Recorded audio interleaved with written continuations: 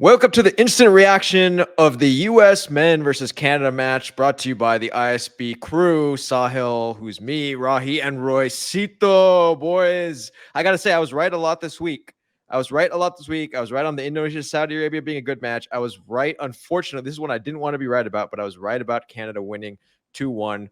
What a disappointment. Now, I got to say one thing. Growing up, Rahi and I went to Canada almost every year on family vacations. Does that qualify us for Canadian citizenship? We want to ask our Canadian viewers because we would like it now. We would like Canadian citizenship, right, boys? Yeah, the Kings of CONCACAF. Roy, you're in a car. Tell us, where are you headed? Because you're in the back of a car. Where are you going? I was screaming during the game, so my wife kicked me out. And I thought, why not drive to the Canadian border, get my citizenship?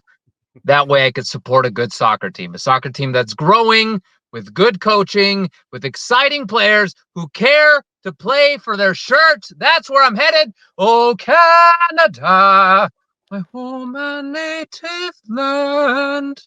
I mean, welcome. I gotta welcome everyone from Canada and the U.S. We're gonna try to be, we're gonna try to do something here. Granted, you gotta, Canadian fans, you got to give us this because we're in an emotionally distraught state. So I don't know how this show is gonna come out, but for those of you enjoying these videos, please subscribe to the channel. Okay, guys, have at it. I know you have a lot to say. I mean, 2-1 was the final score. You were absolutely right. It's what you predicted. But this game could have been 4-1, could have been 5-1. Schulte had some good saves. Tim Ream, I think, retired himself from the national team during this game. Giveaway after giveaway after giveaway. Christian Pulisic has never looked so bad. I don't know. I mean, let's get the excuses out of the way first so that we don't have any more excuses.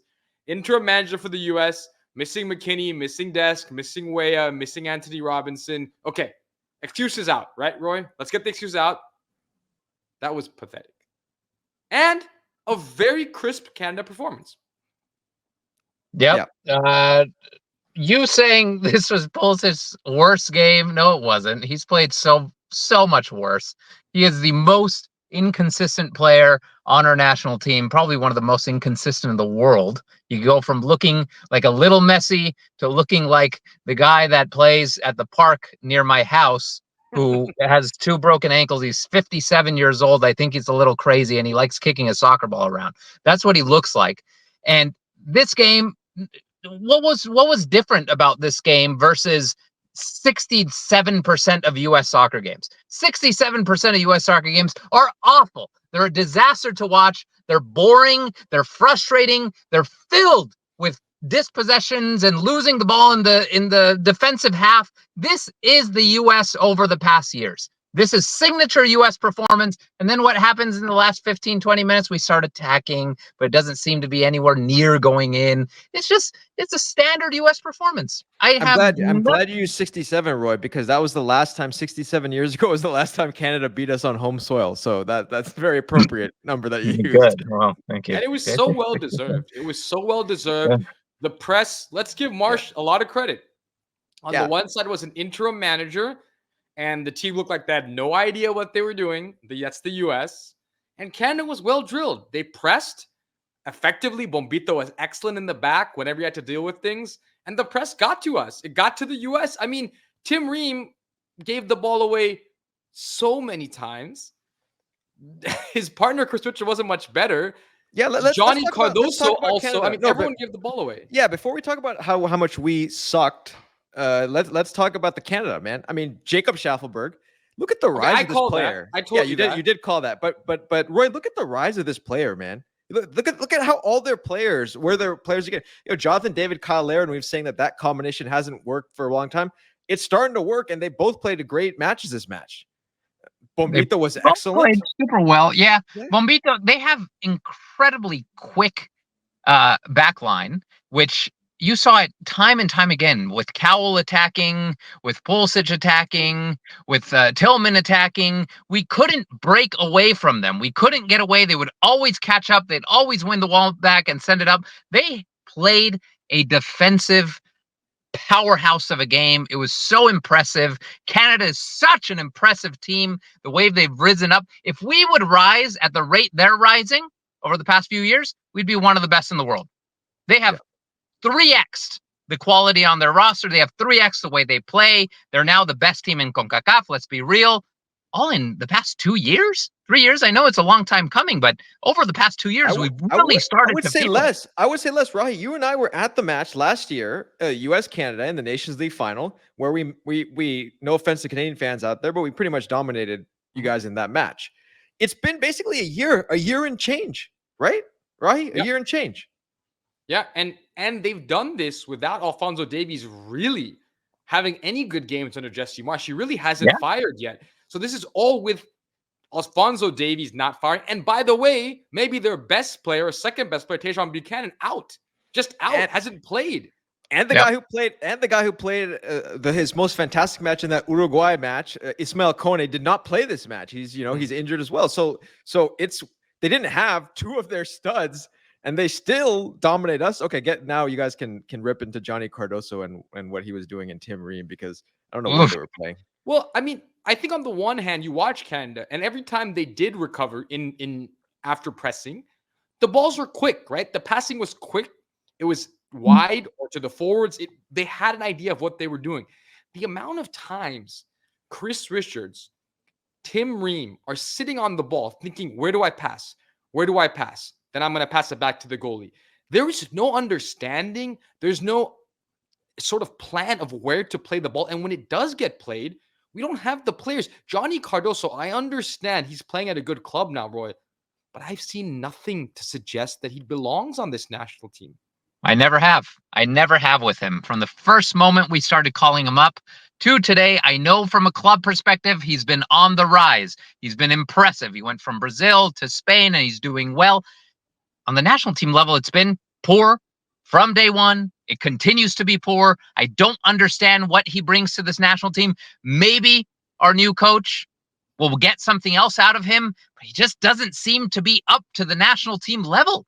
He's a disaster with the U.S., and so is the tactical system. What Jesse Marsh has done with Canada and what Herdman started is they saw the group of players they have.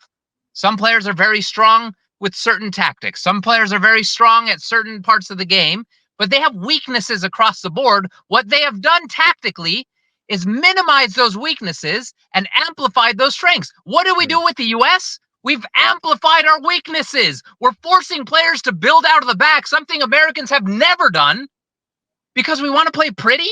Because we want to possess? What? Why are we forcing this style of play that clearly doesn't work with this team? It's unbearable to watch. It's so many self-inflicted wounds. I mean, the amount of times the ball was given away in situations that you just cannot give the ball away. Johnny, what are you doing?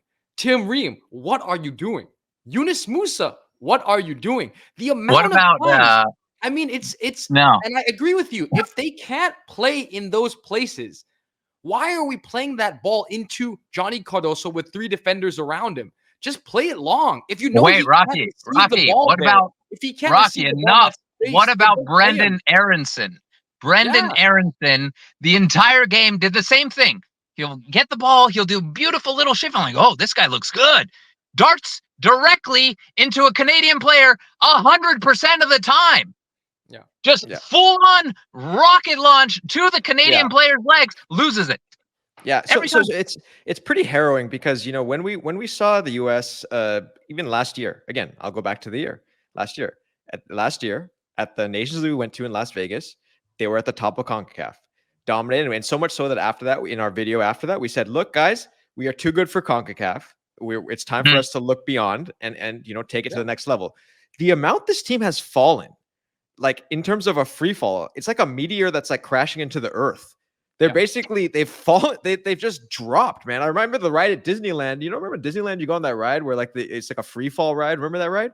This is what's happened to the U.S. national team. Guardians of the Galaxy. No, Tower of Terror. It was originally Tower of Terror. Yeah. For those international viewers, go check it out. But it's so crazy how this team has dropped. And everyone says, you guys have backed up this narrative as well. And I really want to go into the camp, because I don't think these players are as close as everyone says. If they were, they'd know how to pass to each other on the field, man. Like, it's just not that hard to pass to your teammate if you like him. Give him the ball properly. Don't send it to the Canadian guy. My God, man. What you just said, Sahil, is what I've been saying for 5 years, and you guys kept beating me up about it, that these players aren't as good as we're making him out to be. This team is not as good as we're making him out to be. Look at player by player. Timothy Weah rarely starts. Musa rarely starts. Look across the board, every single position.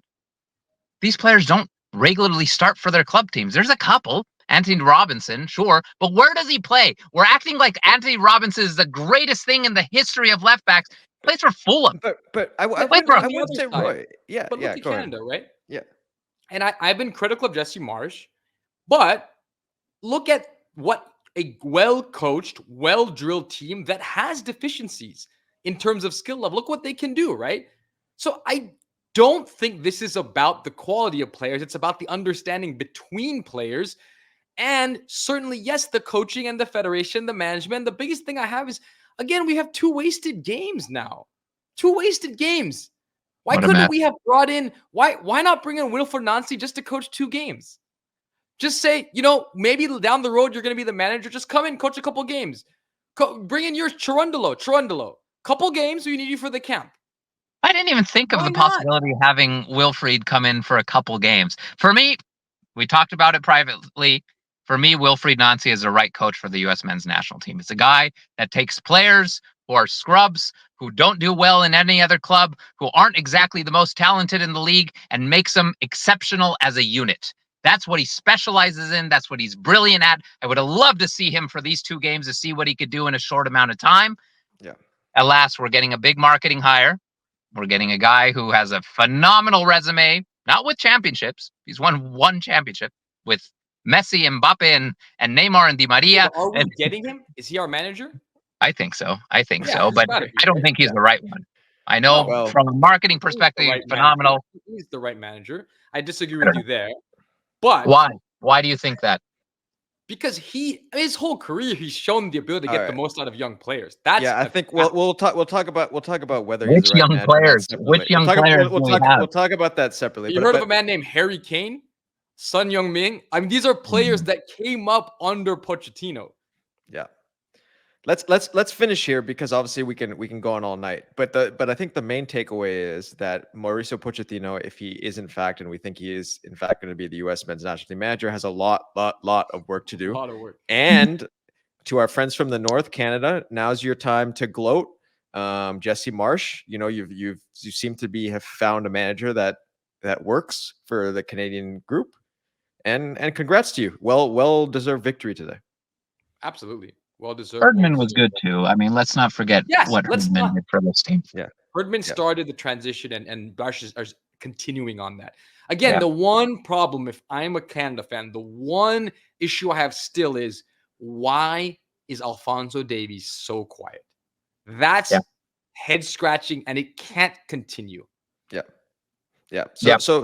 So to the U.S. men's national team fans, let's hear it in the comments. What do you have to say about this? I hope if anyone saw anything that we didn't, please let us know if there was any positives. I thought Schulte was okay. I mean, I think, guys, can we agree that maybe he had a good game? Yeah, more or I think less. Tillman was okay at times too. Oh, Tillman had a few beautiful runs up the middle. I think Tillman, for me, was our best player on the field. Schulte was a solid, respectable 7 out of 10.